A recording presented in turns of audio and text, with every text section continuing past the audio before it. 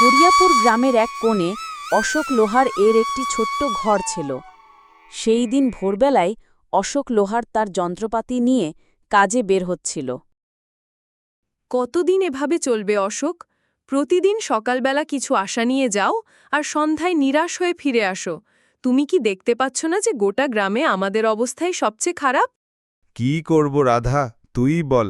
আমার তো ভাগ্যই ভাঙা। আমি আর কি করতে পারি? যখনই অবস্থার একটু উন্নতি হতে শুরু করে তখনই কিছু না কিছু এমন ঘটে যায় যে আবার সব ভেস্তে যায়। এবার দেখ, প্রথমবার যেমন তেমন করে কিছু জমাতে পেরেছিলাম, তুই অসুস্থ হয়ে পড়লি, সব খরচ হয়ে গেল। তারপর রতনের পায়ে সেই গভীর আঘাত, পুরো চিকিৎসার খরচ। ঠিক তখনই 10 বছরের রতন দৌড়াতে দৌড়াতে এলো। তার সরল চোখ দুটিতে ছিল ক্ষুধার ছাপ, কিন্তু মনে ছিল কিছু বলার সাহসও।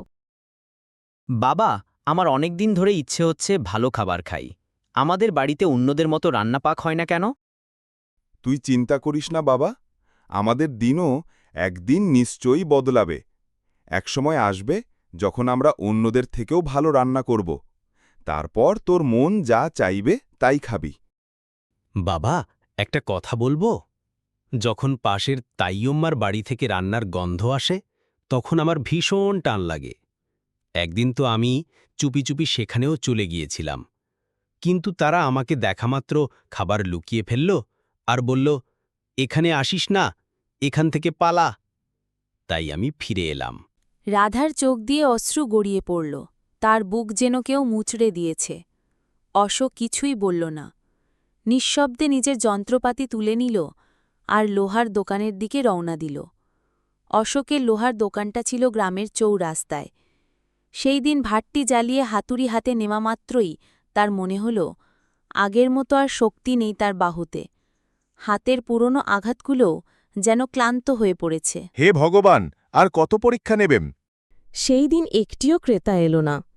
তার ওপর ঘরের দুরবস্থা, রতনের সরল কথা, সব মিলিয়ে অশোকের বুকটা যেন ভেঙে টুকরো টুকরো হয়ে যাচ্ছিল। এমন সময় গ্রামর মুখিয়া দোকানে এসে হাজির হল।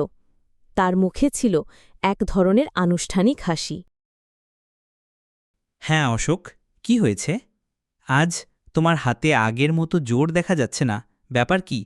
মনটা যেন ভারী লাগছে কেন? পরিশ্রম অনেক করি মুখিয়াজি, কিন্তু হাতে ভাগ্য নেই। মুখিয়া নীরব রইল। ঠিক তখনই পাশ থেকে এসে দাঁড়াল বালি, গ্রামের সেই মানুষ যে অন্যের দুঃখ দেখেও আনন্দ পেত। সে মুখিয়াকে উদ্দেশ্য করে বলল, মুখিয়াজি, আমি তো বলি এই অশোককে গ্রাম থেকে বের করে দেওয়া উচিত। তার অশুভ ছায়া ধীরে ধীরে গোটা গ্রামে ছড়িয়ে পড়ছে। হ্যাঁ, কিছু মানুষ তো এমনই হয়, যাদের ওপর কালো ছায়া ভর করে। তারা নাকি পুরো গ্রামকেই সর্বনাশ করে দিতে পারে। আরে বালি, তুইও না, চল ছেড়ে দে একে, চল এখান থেকে। দুজন মিলে অশোকের দুর্দশার উপর হাসাহাসি করতে করতে সেখান থেকে চলে গেল। অশোক আকাশের দিকে তাকিয়ে বিড়বিড় করে বলল, হে ভগবান, আমি কি নিজের ভাগ্য নিজে লিখেছিলাম? আমি কি কখনো কারো ক্ষতি করেছি? কখনো চুরি করিনি, কখনো অসততা করিনি। তাহলে কেন এই দুঃখ আমার জীবনে নেমে এলো? কেন আমার স্বপ্নের প্রদীপগুলো নিভে গেল? কেন আমার আশার আলোগুলো একে একে নিভে গেল? আমি যেন কুয়াশার ভেতর হারিয়ে গেছি, কোথাও কোনো পথ চোখে পড়ছে না। এই একাকিত্ব কবে শেষ হবে? অশোকের হাত থেকে হাতুড়ি নিচে পড়ে গেল। তার সাহস যেন সেদিন ভাট্টির আগুনের আগেই নিভে গিয়েছিল। আজও আমি খালি হাতে ফিরব। রাধা আশা নিয়ে বসে থাকবে, কিন্তু আমার তো বাড়ি ফেরারও ইচ্ছে করছে না। আমি কি করব? আমার ছেলেও তো ক্ষুধার্ত থাকবে। সন্ধ্যায় অশোক ক্লান্ত হতাশ হয়ে বাড়ি ফিরল। তার মুখে ছিল গভীর বিষাদের ছাপ। অশোক ঘরে পা দিতেই রাধা তাকে দেখে ফেলল। আরে, কি হয়েছে অশোক? আজ তোমার মুখ এত বিষণ্ণ কেন? কিছু তো বলো। এবার তো গোটা গ্রামও আমার দুর্ভাগ্যের মজা উড়াতে শুরু করেছে রাধা। আর কি বলবো, আজ তো দোকানেও একটিও ক্রেতা এলো না। তার ওপর মুখিয়া আর বালি, তারা দুজন আমার দুর্ভাগ্যের ওপর হেসে চলে গেল। আমি তো তোমার জন্যে খাবারও কিছু আনতে পারিনি। সকালে যখন তুমি দোকানে যাচ্ছিলে তখন আমিও তো তোমাকে বলছিলাম, ভুল আমারও আছে, আমি কখনো তোমার দুঃখ পুরোপুরি বুঝতে পারিনি। চিন্তা করো না, ভগবান সব ঠিক করে দেবেন। অশোক কিছুই বলল না। সে চুপচাপ খাটিয়ার ওপর শুয়ে পড়ল। তার হাত কাঁপছিল, কিন্তু গলা দিয়ে একটি শব্দও বেরোল না। পরের দিন ভোর হতেই রাধা বলল, অশোক, খাবারের জন্য কিছু না কিছু তো আনতে হবে। গ্রামের দোকান থেকে হয়তো তুমি কিছু জিনিস ধার পেয়ে যাবে। কালও তো গিয়েছিলাম তার কাছে, কিন্তু সে আগের ধারটাই আগে চাইল। এখন তার দোকানে যাতে আমার লজ্জা লাগে। আমার তো মনে হচ্ছে আমাদের অবস্থা কোনোদিনই ঠিক হবে না। এভাবে চলতে থাকলে আমাদের এই গ্রাম ছেড়ে চলে যেতে হবে। গ্রামের 2-3 জনের কাছ থেকে আগেই ধার নিয়েছি। এখন আর আমার ভেতরে এতটা সাহস নেই যার কারো কাছে ধার চাইব। সবাই জানে আমি ধার নিয়ে ফিরিয়ে দিতে পারি না। ফিরিয়ে দেবই বা কোথা থেকে? আমাদের হাতে তো তেমন টাকা আসে না। যা আসে তাহা সঙ্গে সঙ্গেই খরচ হয়ে যায়। হ্যাঁ অশোক, তা তো বটেই। ভগবান জানি না কি দোষে শাস্তি দিচ্ছেন আমাদের। তবু আমাদের আশা রাখা উচিত, একদিন নিশ্চয়ই আমাদের দিনও বদলাবে। হ্যাঁ, বদলাবে তো বটেই। কিন্তু রাধা, এই কথা তোমার মুখে আমি গত 10 বছর ধরে শুনে আসছি। আজ পর্যন্ত তো সেই দিন আসেনি। এই কথা বলে সে চুপচাপ ঘর থেকে বেরিয়ে গেল। সোজা জঙ্গলের দিকে হাঁটতে লাগল। তার বুকটা ছিল ভীষণ ভারী, চোখে গভীর বিষণ্ণতা। পা দুটো যেন প্রাণহীন হয়ে পড়েছিল। মাথার ভেতর বারবার একই চিন্তা ঘুরছিল। জীবনের শেষ কি তবে এটাই? আমি যদি এই দুঃখ কষ্ট থেকে চিরদিনের জন্য মুক্ত হয়ে যাই? অশোক আত্মহত্যার চিন্তায় ডুবে গ্রামের সীমানা পর্যন্ত পৌঁছে গিয়েছিল। ঠিক তখনই সামনে থেকে আসতে দেখা গেল মুখিয়াকে। সে হেসে বলল, আরে অশোক, আজ দোকান খোলনি নাকি? তুমি তো সোজা জঙ্গলের দিকে বেরিয়ে পড়েছ।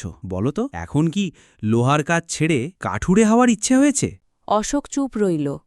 সে আগেই ছিল গভীর দুঃখে ডুবে। মুখিয়াকে উত্তর দেওয়ার মতো কোনো শব্দই তার মুখে এলো না। মুখিয়া হেসে বলল, আচ্ছা, খারাপও তো নয়, কাঠুরের অন্তত মন্দ নয়। অন্তত জঙ্গলে তো কেউ তোমার ভাগ্যের উপহাস করবে না, তাই না?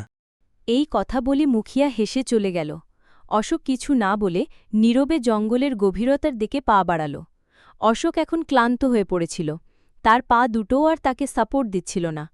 সে এক ঘন বৃক্ষের ছায়ায় বসে পড়ল এবং আকাশের দিকে তাকিয়ে রইল। আমি পুরুষ, তাই কারোর সামনে কাঁদতে পারি না। যদি রাধা আর রতন আমাকে কাঁদতে দেখত, তবে তাদের মনোবল ভেঙে যেত। তাই আমাকে জঙ্গলে আসতে হয়েছে। হে ভগবান, তুমি আর কত পরীক্ষা নেবে আমাকে? আকাশের দিকে তাকিয়ে দুঃখভরা স্বরে বলছিল অশোক। হঠাৎ তার কানে ভেসে এলো কারো আর্তনাদ। কেউ আছো কি? আমাকে বাঁচাও। অশোক চমকে উঠে চারদিকে তাকাল। হঠাৎ তার চোখে পড়ল এক সাধুকে, যিনি মাটিতে লুটিয়ে পড়েছিলেন। অশোক তাড়াতাড়ি তার কাছে ছুটে এল। সাধু মহারাজ, আপনার এই অবস্থা কি করে হল? কেন পড়ে আছি তা বলি বাবা। আমি রাজ্যের দিকে যাচ্ছিলাম। হঠাৎ পথে আমার পায়ে তীব্র মোচক লাগল। আমি মাটিতে পড়ে যাই এবং তখন থেকেই এই নির্জন জঙ্গলে পড়ে আছি। এই বন এতটাই জনহীন যে এখানে প্রায় কেউই আসে না। অনেক দিন কেটে গেল, একটিও মানুষ চোখে পড়ল না। আমার ভীষণ তৃষ্ণা পেয়েছে। অশোক ব্যাকুল হয়ে তার দিকে তাকাল। সাধুটি কষ্টে শ্বাস নিতে নিতে বললেন, যদি এখন জল না পাই, তবে হয়তো আমি আর বাঁচব না বাবা। অশোক ভয় কাঁপতে লাগল। সে চারপাশে ছুটোছুটি করে দেখতে লাগল হয়তো কোথাও জল পাওয়া যায়, কিন্তু দূর দূর পর্যন্ত কোনো পুকুর বা ঝর্ণা চোখে পড়ল না। অশোক ব্যাকুল হয়ে জিজ্ঞেস করল, মহারাজ, আপনি যদি জানেন জল কোথায় পাওয়া যেতে পারে, বলুন, আমি এখনই গিয়ে নিয়ে আসব। এই জঙ্গল থেকে প্রায় 2 মাইল দূরে এক ছোট নদী আছে। যদি তুমি সাহস করে যেতে পারো, সেখান থেকেই আমার জন্য জল নিয়ে এসো। চিন্তা করবেন না মহারাজ, আমি আপনাকে ছেড়ে যাব না।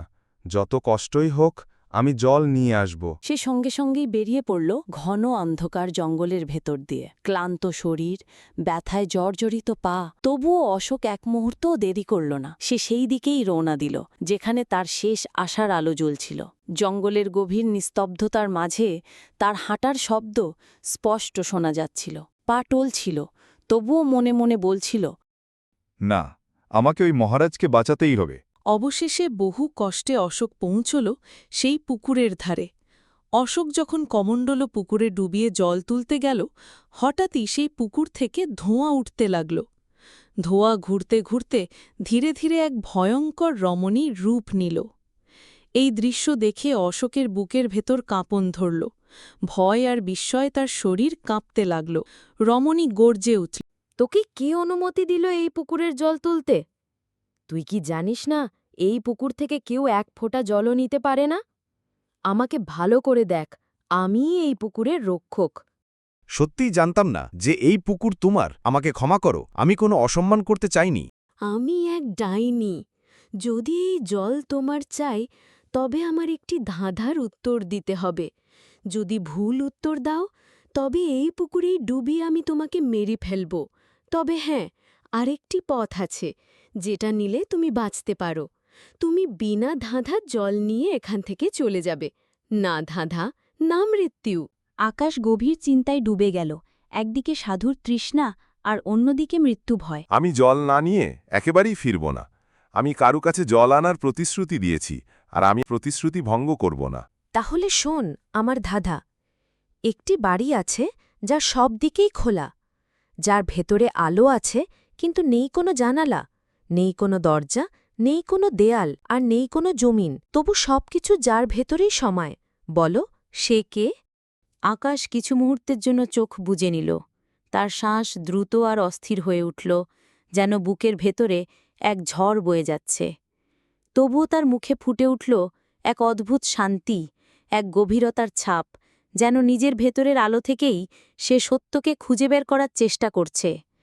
ভেতরে অশান্তি থাকা সত্ত্বেও তার কপালে স্পষ্ট হয়ে উঠল এক দৃঢ় সংকল্পের রেখা, যা জানিয়ে দিচ্ছিল সে হার মানতে আসেনি। সে হল মানুষের মন, যা সব দিকেই খোলা থাকে, যার ভেতরে আলোও থাকে, অন্ধকারও থাকে। না কোনো দেয়াল, না কোনো দরজা, তবু তাতে পুরো বিশ্ব ব্রহ্মাণ্ড জায়গা পায়। ডাইনি কিছুক্ষণ নীরবে দাঁড়িয়ে রইল, যেন আকাশের উত্তরে হতবাক হয়ে গেছে। হঠাৎ সে প্রবল হাসিতে ফেটে পড়ল, এক অদ্ভুত হাসি, যার ভেতরে মিশেছিল বিস্ময়, রাগ আর হয়তো একটুখানি আনন্দ। তুই প্রথম যুগী যে আমার ধাঁধার সঠিক উত্তর দিয়েছে। যাও, যত জল চাই নিয়ে যাও। আজ তোমার সঙ্গে দেখা করে আমি আনন্দিত। আকাশ তার কমণ্ডল ঠান্ডা আর স্বচ্ছ জলে ভরে নিল। তার চোখে ফুটে উঠল সাফল্যের ঝলক আর সন্তুষ্টির দীপ্তি। তারপর দ্রুত পা চালাল। পদক্ষেপে ছিল তাড়াহুড়ো, কিন্তু মনে ছিল এক অদ্ভুত শান্তি। সে সোজা পৌঁছল সেই স্থানে যেখানে সাধু মহারাজ প্রায় নিস্তেজ হয়ে পড়েছিলেন, যেন তার জীবনের শেষ আশা কেবল আকাশের ফেরার ওপরই নির্ভর করছে। এ নিন মহারাজ, আমি জল নিয়ে এসেছি। সাধু জল পান করতেই গভীর দৃষ্টিতে আকাশের দিকে তাকালেন।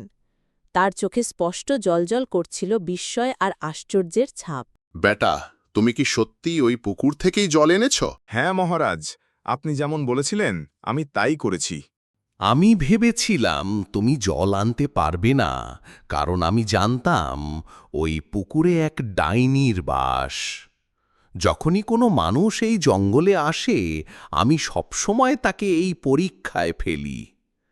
প্রায়ই দেখেছি মানুষ ডাইনির ভয়ে পালিয়ে যায়, কিন্তু তুমি প্রথম মানুষ যে ডাইনির ধাঁধার উত্তর দিয়ে তুমি আমার জন্য জল নিয়ে এসেছ।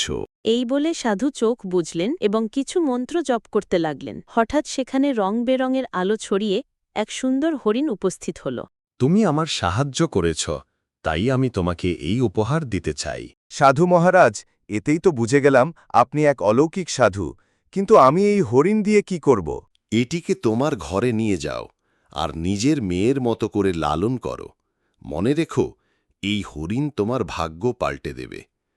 আমি জানি তুমি সবচেয়ে বেশি তোমার ভাগ্যের জন্যেই কষ্ট পাচ্ছ, নইলে তোমার ভেতরে কোনো দোষ নেই। তুমি পরিশ্রমী লোহারি, তোমার মনে কোনো লোভ নেই, আর তুমি সব সময় অন্যদের সাহায্য করতে প্রস্তুত। এই কথা বলে সাধু সেখানে থেকে অদৃশ্য হয়ে গেলেন। আকাশ সাবধানে হরিণটিকে কোলে তুলে নিয়ে নিজের ঘরে ফিরল। হরিণটির সৌন্দর্য আর আভা দেখে আকাশের মনে এক নতুন আশা জন্ম নিল। সে স্থির করল হরিণটির যত্ন করবে এবং নিজের ভাগ্য পাল্টানোর চেষ্টা করবে। আকাশ, এই হরিণটা তুমি কোথা থেকে পেয়েছ? আকাশ সব কথা রাধাকে খুলে বলল। আমাদের ঘরে তো খাওয়ারই কষ্ট চলছে। যদি সাধু মহারাজ কিছু দিতে চাইতেন তবে টাকা পয়সা দিতেন। এই হরিণটাকে কেন আমাদের ঘাড়ে চাপিয়ে দিলেন? না রাধা, সাধু মহারাজ কিছু ভেবেচিন্তে এই হরিণ আমাদের দিয়েছেন। উনারও তো আমাদের দুঃখ কষ্টের খবর ভালো করেই জানা। এমন সময় ওখানে রতন এসে হাজির হল। বাবা, এই হরিণটা সত্যিই দারুণ। আমার তো আর গ্রামের কোনো ছেলেই আমার সঙ্গে খেলে না, কারণ আমরা গরিব। কিন্তু এখন আমি এই হরিণের সঙ্গেই খেলব। এই কথা বলে রতন হরিণটাকে নিয়ে বাইরে চলে গেল আর খেলতে শুরু করল। হরিণটা এতই সুন্দর ছিল যে যেই দেখত তার মন মুগ্ধ হয়ে যেত। পরের দিন আকাশ যখন দোকানে যাওয়ার প্রস্তুতি নিচ্ছিল, তখন হঠাৎ গ্রামের জমিদার তার বাড়িতে এসে হাজির হলেন। আপনি তো জমিদার, আমার ঘরে কি করতে এলেন? আগে তো কখনো আসেননি। আমার মতো গরিব মানুষের ঘরে আপনার কি কাজ? হ্যাঁ, কথা তো ঠিকই বলছিস আকাশ, কিন্তু ব্যাপার হলো আজ আমি তোর ছেলে মানে রতনকে এক হরিণের সঙ্গে খেলতে দেখেছি। আহা, হরিণটা কি অপূর্ব! আর তো জানিসই আমাকে কতটা শখ পশু পাখি খাঁচায় পুষতে, তাই আমি ওই হরিণটা কিনতে চাই। মাফ করবেন, আমি এই হরিণ আপনাকে বিক্রি করতে পারবো না। আরে ভাই, আমি তোকে এর ভালো দাম দেব। আপনি যত দামই দিতে চান না কেন, মাফ করবেন, আমি এই হরিণটা বিক্রি করব না। এই কথা শুনে জমিদার ক্রুদ্ধ হয়ে সেখান থেকে চলে গেলেন। তুমি কি করলে? জমিদার আমাদের ভালো দাম দিতেন, আমাদের অবস্থা কিছুটা ভালো হতে পারত। না রাধা, এই হরিণ আমি বিক্রি করব না, কারণ এটা সাধু মহারাজ আমাকে ভেট দিয়েছেন। ভেটের জিনিস কখনো বিক্রি করা যায় না। এভাবেই কয়েকটা দিন কেটে গেল। আকাশ আর তার পরিবার হরিণটার সঙ্গে এতটাই জড়িয়ে পড়ল যে তাকে ছেড়ে দেওয়ার কথা কল্পনাও করতে পারছিল না। তারপর কয়েকদিন পরে এক ব্যবসায়ী সেখানে এসে হাজির হল। আরে ভাই, তোমার এই হরিণটা আমার খুবই পছন্দ হয়েছে। আমি তোকে এর চাওয়া দামের দেব, হরিণটা আমাকে বিক্রি করে দাও। তুমি যতই টাকা দাও না কেন, আমি এটা বিক্রি করব না। আরে তাহলে তো তুই গরিবের গরিবই রয়ে যাবি। তোকে সাধারণ লোহারি ছাড়া আর কিছু হতে হবে না। কিছুই বুঝিস না। এই বলে ব্যবসায়ী সেখান থেকে চলে গেল। রাধা এবার আকাশের উপর প্রচণ্ড রাগ করল। যখন থেকেই হরিণ এসেছে তখন থেকেই আমাদের খরচ আরও বেড়ে গেছে। আগে জমিদারকে ফিরিয়ে দিয়েছিস, এখন আবার ব্যবসায়ীকেও ফিরিয়ে দিলে। কেন বিক্রি করলি না একে? রাধা, আমি জানি না কেন, কিন্তু এই হরিণটার সঙ্গে আমার এক বিশেষ টান লেগে গেছে। আর তারপরও সাধু মহারাজ তো বলেছিলেন একে নিজের মেয়ের মতো করে পালন করতে। এখন এটা আমার কাছে মেয়ের মতোই। আর কেউ কি কখনো নিজের মেয়েকে টাকার বিনিময়ে বিক্রি করে? রাধা নীরব হয়ে গেল। তার চোখ ভিজে উঠল, কিন্তু ঠোঁটে ফুটে উঠল এক ম্লান হাসি। ধীরে ধীরে হরিণটা তাদের পরিবারেরই এক অবিচ্ছেদ্য অংশ হয়ে গেল। এদিকে কিশোরনগরের রাজপ্রাসাদে নেমে এলো গভীর দুঃখ। রাজা বিক্রম তার ২০ বছরের কন্যা চন্দ্রলিকাকে দেখছিলেন। সে অজ্ঞান অবস্থায় শয্যাশায়ী। রাজকুমারীর শয্যার পাশে ছিলেন রাজগুরু। রাজা বিক্রম উৎকণ্ঠিত কণ্ঠে বললেন, রাজগুরু, আমার কন্যা কি সুস্থ হবে না? আমি রাজ্যের বড় বড় বৈদ্যদের ডাকিয়েছি, কিন্তু কোনো ফল হল না। মহারাজ, আপনার কন্যা এক অদ্ভুত রোগে আক্রান্ত। এর চিকিৎসা আছে, তবে তা অত্যন্ত দুর্লভ। তাহলে দ্রুত বলুন গুরুজি, চিকিৎসা কি? এক মায়াবী হরিণের অশ্রু এবং এক গরিব মানুষের অশ্রু, এই দুই একসঙ্গে মিলে গেলে এক দিব্য পুষ্প প্রকাশ পাবে। সেই পুষ্প রাজকুমারীর দেহে স্পর্শ করাতে হবে, তাহলেই তিনি সুস্থ হয়ে উঠবেন। তাহলে বলুন, সেই মায়াবী হরিণ কোথায় পাব? আমি যে কোনো মূল্যে তাকে খুঁজে আনব। আর গরিবের তো অভাব নেই আমার রাজ্যে। মহারাজ, আপনি পুরো কথা শোনেননি। যদি কোনো গরিবকে জোর করে কাঁদানো হয় তবে সেই অশ্রু বৃথা যাবে। উভয়কেই নিজের হৃদয় থেকে স্বতঃস্ফূর্তভাবে কাঁদতে হবে, তবেই সেই পুষ্প প্রকাশ পাবে। তাহলে বলো রাজগুরু, তুমি কি জানো এই সময় সেই হরিণ কার কাছে আছে? হ্যাঁ মহারাজ, আমি সাধনার সময় এটি দেখেছি। সেই মায়াবী হরিণ হরিয়াপুর গ্রামের এক লোহার মিস্ত্রির কাছে আছে। রাজা বিক্রম সঙ্গে সঙ্গে তার মন্ত্রী জগন্নাথ ও ২ জন সৈন্যকে নিয়ে হরিয়াপুরের দিকে রওনা হলেন। কিছুক্ষণের মধ্যেই তারা হরিয়াপুর পৌঁছে গেলেন। সেখানে গ্রামের প্রধান দৌড়ে এসে প্রণাম করে বলল, আমাদের তো আজ ভাগ্যই খুলে গেল, রাজা বিক্রম নিজে আমাদের গ্রামে এসেছেন। আমাকে তোমার গল্প শুনতে আগ্রহ নেই, শুধু এতটুকু বলো, এই গ্রামে কি এমন কোনো লোহার মিস্ত্রি আছে যার কাছে একটি হরিণ রয়েছে? হ্যাঁ মহারাজ, রঘুবীর লোহার। গোটা গ্রামই জানে যে তার কাছে একটি হরিণ আছে, আর সে হরিণ কাউকে দেয়ও না, কারণ সেটি অত্যন্ত সুন্দর। আকাশের বাড়ির দিকে রাজা, মন্ত্রী এবং 2 জন সৈন্য এগিয়ে গেলেন। তাদের হঠাৎ দেখে আকাশ বিস্মিত হয়ে উঠল। আকাশ, তোমার কাছে কি কোনো মায়াবী হরিণ আছে? হ্যাঁ মহারাজ, আমার কাছে একটি হরিণ আছে, কিন্তু সে মায়াবী না সাধারণ তা আমি জানি না। আমার কাছে সে তো আমার ছেলের মতোই। সেই হরিণটা তুমি কোথা থেকে পেয়েছ? এক সাধু মহারাজ আমাকে এই হরিণ উপহার দিয়েছিলেন। বুঝতে পারছি, সেই সাধুই তোমাকে একটি মায়াবী হরিণ দিয়েছেন। আচ্ছা, আমি তাকে কিনতে চাই। ক্ষমা করবেন মহারাজ, আমি এটিকে বিক্রি করতে চাই না, আর বিক্রি করতে পারবও না। মহারাজ, এ তো একেবারে নির্বোধ। জমিদার পর্যন্ত এই হরিণ কেনার চেষ্টা করেছে, কিন্তু সে দেয়নি। আমাদের গ্রামের সবচেয়ে বড় ব্যবসায়ী মোটা দামে কিনতে এসেছিল, তবুও সে বিক্রি করেননি। আর এখন আপনাকেও সরাসরি না বলে দিল। দেখুন তো, এ লোহার মিস্ত্রির দুঃসাহস। শোনো লোহার, আমার এই হরিণটার খুব দরকার। আমি তোমাকে তার মোটা দাম দেব, বুঝেছ তো? আমি দেব না মহারাজ, ক্ষমা করবেন। আপনি যদি আমাকে আধা রাজ্যও দেন, তবু আমি এই হরিণ আপনাকে দেব না। সৈন্যরা আকাশ আর হরিণ দুজনকেই ধরে এনে মহারাজের সামনে হাজির করল। রাজা ঠান্ডা হাসি হেসে বললেন, কেমন লাগছে এখন, মূর্খ? আমি তোমাকে আধা রাজ্য দিতে প্রস্তুত ছিলাম, তবু তুমি অস্বীকার করেছ। এখন আমি এই হরিণ তোমার কাছ থেকে একদমই নেব। শেষবারের মতো একে দেখে নাও, হে মূর্খ। মহারাজ, আমি জানি আপনি যে সিদ্ধান্ত নেন তা থেকে কখনো পিছিয়ে যান না, কিন্তু আমার একটাই প্রার্থনা, আমার এই হরিণকে আমি একবার বুকে জড়িয়ে ধরতে চাই। আমি তাকে আমার ছেলের মতো ভালোবেসেছি। রাজা কিছুক্ষণ ভেবে বললেন, যাও, যদি এতই ভালোবাসো তবে গিয়ে তাকে জড়িয়ে ধরো। আকাশ দৌড়ে গিয়ে হরিণটিকে শক্ত করে বুকে জড়িয়ে ধরল। তখন দুজনের চোখ থেকেই অশ্রু ঝরে পড়ল, আর সেই অশ্রু মাটিতে পড়তেই সেখানেই একটি নীল ফুল ফুটে উঠল। মহারাজ, এটাই সেই ফুল যা আপনার কন্যাকে আরোগ্য করতে পারবে। রাজা বিক্রম ছুটে গিয়ে নীল ফুলটি নিয়ে রাজকন্যার কক্ষে প্রবেশ করলেন। ফুলটি যেমনই রাজকন্যার শরীর স্পর্শ করল, সঙ্গে সঙ্গে সে জ্ঞান ফিরে পেল। রাজা বিক্রম আনন্দে ভরে গিয়ে রাজদরবারে ফিরে এলেন। তিনি আকাশের দিকে তাকিয়ে বললেন, আমাকে ক্ষমা করে দাও আকাশ, আমি আমার কন্যার প্রতি ভালোবাসায় অন্ধ হয়ে তোমার সঙ্গে অন্যায় করেছি। তোমার অশ্রু ছিল সত্যিকারের, এখন আমি বুঝতে পারছি তুমি কতটা সত্যবাদী। ঠিক তখনই সেখানে সেই সাধু মহারাজ উপস্থিত হলেন। সাধু বললেন, মহারাজ, এই গরিব লোহারের ভাগ্য খুব কঠিন। আমিই তাকে সেই হরিণ উপহার দিয়েছিলাম এবং বলেছিলাম এই হরিণ একদিন তার ভাগ্য বদলাবে। আমি জানতাম আপনার কন্যার চিকিৎসা সেই মায়াবী হরিণের মাধ্যমেই সম্ভব হবে, কিন্তু তা তখনই সম্ভব যখন হরিণের পালনকর্তার চোখ থেকে সত্যিকারের অশ্রু গড়িয়ে পড়বে, আর সত্যিকারের অশ্রু কেবল সত্যিকারের মানুষেরই ঝরে। আকাশ, তোমার কাজ সম্পূর্ণ হয়েছে, আর যেমনটি বলেছিলাম, এই হরিণ তোমার ভাগ্য বদলাবে। এখন সময় এসেছে। আকাশ, তোমাকে আমরা অনেক সোনা দিচ্ছি। তোমার কারণেই আমাদের কন্যা সুস্থ হয়েছে। তোমার এই উপকার আমরা কোনোদিন ভুলব না। মহারাজ, এটা আপনাদের দয়া, কিন্তু অনুগ্রহ করে আমাকে এটা দেবেন না। না না আকাশ, এটা ভেট, আর ভেটকে কখনো প্রত্যাখ্যান করা যায় না। আজ থেকে তুমি আমার রাজমহলে উপদেষ্টা হয়ে থাকবে। আমার রাজকোষ রক্ষার দায়িত্ব তোমার কাঁধে থাকবে।